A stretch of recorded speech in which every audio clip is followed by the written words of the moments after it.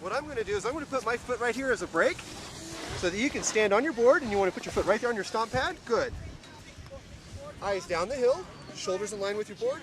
And now remember, you want to just keep your weight towards your nose, and we're just going to glide straight. My name's Eliseo Martinez. I'm a snowboard instructor here at Mount Bachelor. This is my 4th season. Spend the whole season up here getting folks, showing them how to have a good time, come out on their snowboards. I've taught everyone from 3 years old, and I've actually had 70-plus-year-old students. It's never too late to start, and it's never too early to start. Now, I've told the parents, they've asked me, it's like, what should I do? Should I have my 4-year-old learn to snowboard or learn to ski?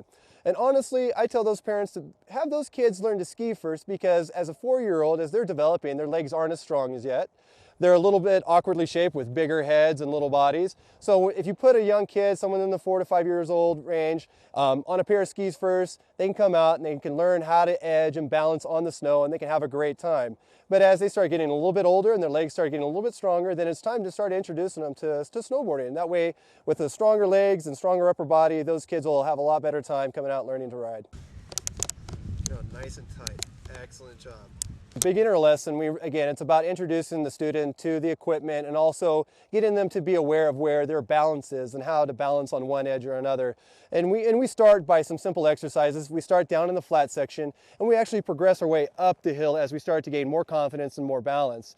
So we'll start with some skating, and essentially that's where we just strap one foot into the board, and we have the students skate around and practice balancing on that front leg or that one foot. And once they start to get in the hang of it, we'll start to move our way up the hill, where we'll get the student standing on the board and actually have them starting doing some gliding.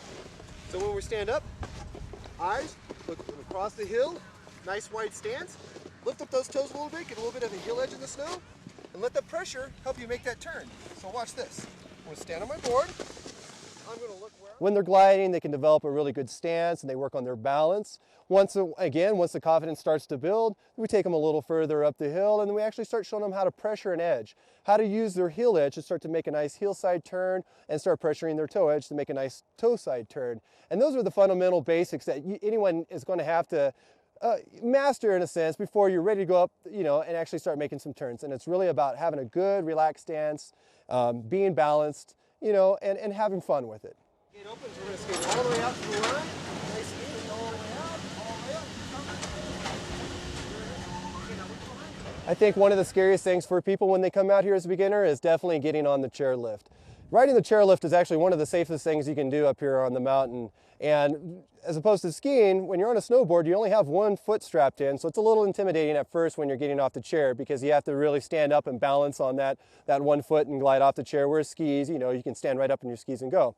People just need to remember that when they're riding the chair and they get up to the top, don't forget, the chairlift operators, they know that, if you're over here on the bunny hill, they know that you're a beginner, and if you give them the signal, hey, slow it down for me, they'll slow it down for you up at the top, and then go ahead and just stand all the way up and glide right off that chair.